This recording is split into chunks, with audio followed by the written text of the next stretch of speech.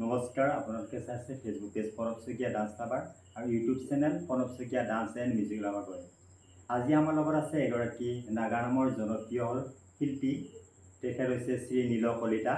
দাদা, প্ৰথমতে আপোনাৰ মোৰ চেনেললৈ স্বাগতম জনাইছোঁ। দাদা, প্ৰথমতে আপোনাৰ পৰিচয়টো জানিব বিচাৰিম। নমস্কাৰ, মোৰ নাম শ্ৰী নীল কলিতা, গাঁও হাজৰিকাপাৰা, জিলা দৰং, অসম। আৰু মোৰ গুৰুজনাৰ পৰিচয় হৈছে মাননীয় শ্ৰীযুত কৈলাশ তালুকদাৰদেৱ আৰু শংকৰধৰ ডেকাদেৱ। এই দুয়োজনা গুৰুৰ এই যিখিনি অৱদান, এই অৱদানখিনিৰ আজিৰ তাৰিখত আপোনাৰ খবৰৰ ওচৰত মই প্ৰকাশ কৰিব পাৰিছোঁ। এইখিনি মোৰ পৰিচয় বাৰু। দাদা, কিমান দিনত আপোনাৰ নাগা নামৰ দলটো খুলিব? ঠিক আছে। আমাৰ নাগা নাম দলটো আচলতে মই প্ৰথম যেতিয়া শিকিছিলোঁ, সংগীতৰ নাম শিকিছিলোঁ, তাৰপিছত মোটামুটি 1994 চন ক্লাছ 5ত তেতিয়া মই সংগীতৰ নাম, তাৰপিছত মোটামুটি 97 চনত নাগাৰা নামলৈ আহোঁ। গতিকে এই নাগাৰা নাম এনেকৈ চলি আছে বাৰু এতিয়া বৰ্তমান, কিন্তু 97 চনৰ পৰা নাগাৰা নামৰ ষ্টাৰ্ট, ক্লাছ 7। দাদা, এইটো বছৰত আপুনি কোনটো নাম লৈছে? হয়, এইটো বছৰত মই নাম লৈছোঁ আমাৰ উদীয়মান নাম লিখক দীপক কুমাৰৰ জয়দত্তৰ চিহ্নমুণ্ড। সেই চিহ্নমুণ্ডৰ কাহিনীটো হৈছে জয়দত্ত আৰু পিতা বৃদ্ধঘাত একেলগে মৃত্যুবৰণ কৰে। এই কাহিনীটো মই গাই আছোঁ। তাৰ এটি ভাল লগা দিহা আপুনি গাই ল'ব। ঠিক আছে, গাই শুনাওঁ বাৰু। অভিমন্যই বোলে শুনা, কোনো চিন্তা নকৰা, অৰ্জুন পুত্ৰ অভিমন্যু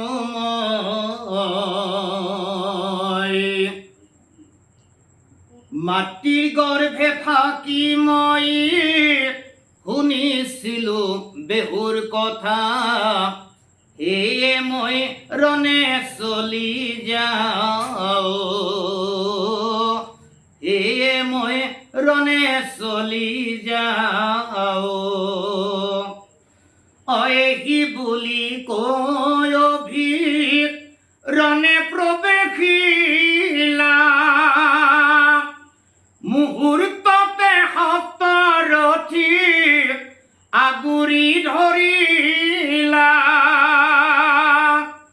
চাৰিও ভাইক জয়দত্তে বাধা দি ৰাখিলা, আৰু আনফালে চক্ৰবেহুত অভিমন্যুই আৰ্তনাদ কৰিলা, চক্ৰবেহুত অভিমন্যুই আৰ্তনাদ কৰিলা।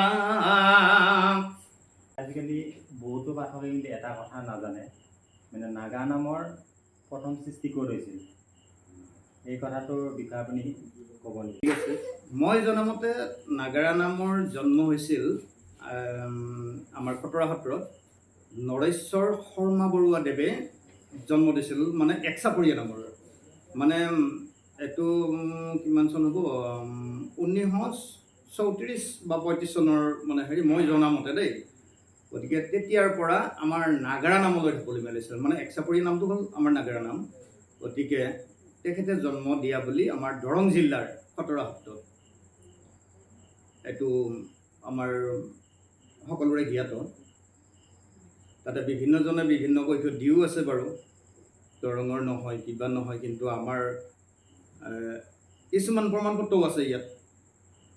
আমি যদি দেখুৱাব লাগে, ইয়াত কিছুমান আমাৰ আছে। গতিকে সেইবিলাক বাৰু মোতকৈ আৰু চিনিয়ৰ পাঠক আছে, তেওঁসকলে ভালকৈ জানিব। তথাপি মই জনাখিনি মই কৈছোঁ আৰু এইখিনি। এইখিনিতে দাদাৰ পৰা আৰু এটা কথা জানিব বিচাৰিম। নাগা নামৰ প্ৰথম অডিঅ' শ্ৰব্য কেছেট কোনে উলিয়াইছিল, আপুনি গম পায়? হয়, আমাৰ হাজৰিকাপাৰা নিবাসী বাৰু, বৰাচিবা গাঁৱৰ। তেখেতৰ নামটো হৈছে প্ৰয়াত মহেন্দ্ৰ শৰ্মা দেৱ। তেখেতে প্ৰথম অডিঅ' বুলি আপুনি গাই শুনাব নেকি মানে মনত আছেনে বাৰু? হয়, আমি শুনিবলৈ পাইছিলোঁ বাৰু সেই অডিঅ' মানে কেছেটটো। এনেকুৱা এটা সুৰ আছিলে, অকণমান মনত পৰে বাৰু। ও আই জানকীয়ে মনে নকৰিবা শোক, মই তুচিৰামৰ দূত। ও সাগৰৰ সিপাৰে আছে ৰাম লক্ষ্মণক বিচাৰি পঠাইছে মোক আই জানকীয়ে। নাগাৰামৰ যিটো হাস্যৰস থাকে সেইটো আচলতে থাকিব লাগে নে নালাগে বুলি? হয়, আপুনি ঠিক প্ৰশ্ন কৰিছে বাৰু। এইটো আজিকালি আমি দেখা পোৱা যায় প্ৰায় বস্তুখিনি মানে যিটো কাহিনী, এই কাহিনীটো এই কাহিনীটো এটা শাস্ত্ৰ ধৰ্মমূলক বস্তু দেই। এই কাহিনীটো আমি যেনেকুৱা মই ক'বলৈ গৈছোঁ, যেনিবা আমাৰ এজন খুৰা মানুহ, সেই বস্তুটো আমি দেখুওৱা মানে তেখেতক আমি অপমান কৰা হ'ল, নহয়নে বাৰু? সেইজনক অপমান কৰা হ'ল। গতিকে আচলতে ইমান হাস্যৰসৰ ইমান প্ৰয়োজন নাই। কিন্তু ৰাইজে বিচৰাৰ কাৰণে হয়তো কোনোবাই এনেকুৱাকৈ এটা একেবাৰে লিংক নাই, এই কাহিনীটোৰ লগত লিংক নাই, ঠেকিবাৰা কৰি দিছে, ঠেকিবাৰা আছে, নহয়নে বাৰু? গতিকে এই বস্তুবিলাক আচলতে বহুতকৈ আচলতে লিখকেও বাৰু ভৰাই দিয়ে। এইটো লিখকসকললৈও অনুৰোধ এটা, মানে কাহিনীটো আচলতে কাহিনীয়ে হ'ব লাগে, কাহিনী গাই যাওঁ। কিন্তু যদি তাতে হাস্যৰস দি এই খুৰা কণা এইবিলাক মানুহক আমি আচলতে দুৰ্বল কৰি দিয়া হয়। গতিকে সেইবিলাক নকৰি যাতে আমি ধুনীয়াকৈ ভক্তিমূলকভাৱে কাহিনীটো লৈ যাওঁ, বেছি ভাল দেখা পাওঁ মই। মোৰ ধাৰণাটো এইটো বাৰু। মই এইটো ৰাইজক মানে সকলো পাঠকক মই এইটো বস্তু মানে ক'বলৈ বিচাৰিছোঁ, কিন্তু মই মানে এইটো মানে হেৰি কৰা নাই, তেখেতসকলক দুখ ধৰা নাই। কিন্তু এইখিনি মোৰ বাৰু ক'ব লগা। কিন্তু এটা কথা আমি দেখা পাইছোঁ, আজিকালি বহুতো পাঠকে মানে নিজৰ জনপ্ৰিয়তাৰ কাৰণে তেওঁলোকে হাস্যৰসটো মানে বঢ়াই দিছে। এইসকলক কি ক'ব আপুনি? এইটো কথা নহয়। আচলতে মই ৰাইজে মোক দেখিছে, মই কিমানখিনি যোগ্য ৰাইজে বিচাৰ কৰিছে, মোক ফিল্ডত পাইছে, ফিল্ডত বিচাৰ কৰিছে ৰাইজে। বৰ সুন্দৰ নাম গাইছে দেই, বৰ ভংগীমা বৰ খুব ভাল, কণ্ঠ ভাল, ধুনীয়া। এইখিনি ক'লে এইটো পুৰস্কাৰ, তাতকৈ আৰু একো নালাগে। আপোনাক 1000 টকা একেবাৰে কিনেদি খুচি চাৰ্ট নেদেখা কৰি দিলে সেইটো অৰ্থ নাই। কালি পুৱা যদি ঘৰৰ মানুহে বোলে নাম কি গালে, নামৰটো মই গম নাপালোঁ, পাঠকটো ভাল, এইটো কথা নহয়। গতিকে এইখিনি কথা আপোনালোকে মানে খিয়াল ৰখাটো ভাল। আজিকালি মানে দৰ্শকৰ মাত নোহোৱাৰ কাৰণে আমি বহুত বাঢ়ি গৈ আছোঁ আৰু দৰ্শকৰ সঁহাৰিটো আছে। তাৰমানে যি ক'লেও নাম চাই আছে, কিবা জমনি এটা দিলে সেইটোত হাঁহি গ'ল, মানে নাম ভাল হৈছে আৰু। কিন্তু অৰিজিনেলি বস্তুখিনি কিন্তু ভাবি পোৱা নাই যে ক'লৈ গৈ আছে এই বস্তুটো। চাব, এতিয়া নাগাৰা দুটা পাতি থোৱা আছে। এজন মাইকী মানুহৰ পাঠক, মহিলা পাঠক বাৰু, নাগাৰাৰ ওপৰেদি এই মানে এনেকুৱাকৈ যায়, মাইকী মানুহজনে খেলা দেখুৱাই আছে, নহয়নে বাৰু? এই খেলাখিনি দেখোঁতে মাইকী মানুহ, আমাৰ পুৰুষৰটো বাদে মাইকী মানুহৰ কাপোৰ কানি কিছুমান লয় লাভৰ কথা আছে, নহয়নে বাৰু? কাপোৰখিনি ক'ত গৈছে মহিলা পাঠকগৰাকীয়ে জনা নাই, নহয়নে বাৰু? এইবিলাক বিশৃংখল আচলতে কৰিব নাপায়, শোভা নাপায়। গতিকে এইখিনি যাতে আমি বাদ দিব পাৰোঁ, অকণমান চিন্তাধাৰা নিজে যদি কৰি চোৱা যায়, এইবিলাক আচলতে নাগাৰা নামত নোহোৱা কথা। নাগাৰা নামত কাহিনীটো গাব লাগে, কাহিনীটো স্বতঃস্ফূৰ্তভাৱে দৰ্শকক বুজাই দিব লাগে,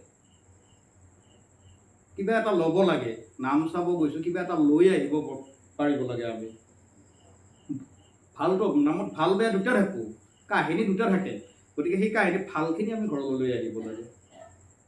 এই বেয়াখিনি আমাৰ যিখিনি চলি পুলি আছে বা সৰু আমাৰ আছে, সেইখিনি বস্তু এই কাপোৰখন বেয়া হৈ গৈছে দেই তাইৰ, নহয়নে বাৰু? ঘৰত যাই কি ক'ব? এই নাম ভাল বেয়াটো বাদ, নাগাৰা ওপৰত দি এনেকৈ গৈছিল যাওঁতে তাইক মানে কাপোৰখন এনেকুৱাকৈ, এই বস্তুটো আহি যাব। গতিকে সেইখিনি বস্তু নকৰি আমি যদি অকল কাহিনীটো গাই যাওঁ, তেতিয়া বেছি খুব ভাল লাগে বাৰু। ঠিক আছে। ধন্যবাদ আপুনি ইমানখিনি সময় আমাক দিয়া। আছে মই এই দৰ্শকক অনুৰোধ জনাইছোঁ প্ৰণৱ শইকীয়া ডেন্স লাভাৰ এই ইউটিউব চেনেলটো আপোনালোকে ছাবস্ক্ৰাইব কৰিব আৰু আগুৱাই লৈ যাব বুলি মোৰ আশা আছে। ধন্যবাদ। গতিকে আমি এতিয়া বিদায় মাগিছোঁ। চাই থাকিব প্ৰণৱ শইকীয়া ডান্স লাভাৰ। নমস্কাৰ। ধন্যবাদ।